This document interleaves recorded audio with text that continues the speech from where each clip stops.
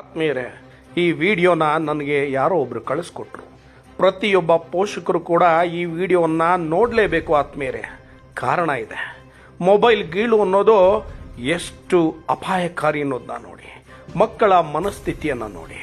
ತಾಯಿ ಊಟ ಮಾಡು, ಮೊದಲು ಮೊಬೈಲ್ ನೋಡಬೇಡ, ಹೋಮ್ವರ್ಕ್ ಮಾಡು ಅಂತ ಹೇಳ್ತಾ ಇದ್ದಾಳೆ. ಒಂದಷ್ಟು ಅದ್ಲಿಸ್ ಕೂಡ ಇದ್ದಾಳೆ. ಹದ್ಲಿಸ್ಬಿಟ್ಟು ಹಾಗೆ ಯಾವುದೋ ಒಂದು ಫೋನ್ ಬರುತ್ತೆ, ಆ ಫೋನನ್ನು ಎತ್ಕೊಂಡು ತಾಯಿ ಮಾತನಾಡ್ತಾ ಇರ್ತಾರೆ. ಈ ಓದ್ತಕ್ಕಂಥ ಮಗು ತನ್ನ ಸ್ವಂತ ತಾಯಿ ಕೊಟ್ಟಂಥ ಶಿಕ್ಷೆ ಅಂತ ಅಂದ್ಕೊಂಡು ಮನಸ್ಸಿನಲ್ಲಿ ಕುದೀತಾ ಇರುತ್ತೆ. ಎಂತಹ ಕೆಟ್ಟ ಮನಸ್ಥಿತಿ. ಮೊಬೈಲ್ ನೋಡೋದೇ ಸರ್ವಸ್ವ ಅಂತ ತಿಳ್ಕೊಂಡು ಈ ಮಗು ಯೋಚನೆ ಮಾಡ್ತಾ ಇರ್ತಾನೆ. ಹತ್ತ ಕಡೆ ತಾಯಿನೂ ನೋಡ್ತಾ ಇರ್ತಾನೆ. ಎಂತಹ ಕೆಟ್ಟ ಆಲೋಚನೆ ನೋಡಿ. ತನ್ನ ತಾಯಿ ಮೊಬೈಲನ್ನು ಕಿತ್ಕೊಂಡ್ಬಿಟ್ಲಲ್ಲ ಅನ್ನುವ ಸಂಕಟ ಮತ್ತು ಕೆಟ್ಟ ಆಲೋಚನೆಯಿಂದ ಎದ್ದೊಳ್ತಾನೆ. ನೋಡಿ, ಒಳಗಡೆ ಹೋದವನು ಅತ್ಲಿಂದ ಬ್ಯಾಟನ್ನು ತಗೊಳ್ತಾನೆ. ತುಂಬ ಕೆಟ್ಟದು ಕಣ್ರಿ. ಬ್ಯಾಟ್ ತಗೊಂಡು ತನ್ನ ಹೆತ್ತ ತಾಯಿಗೆ ರಪಾರ್ ಅಂತ ಬಡದೇ ಬಿಟ್ಟ ಕಣ್ರಿ.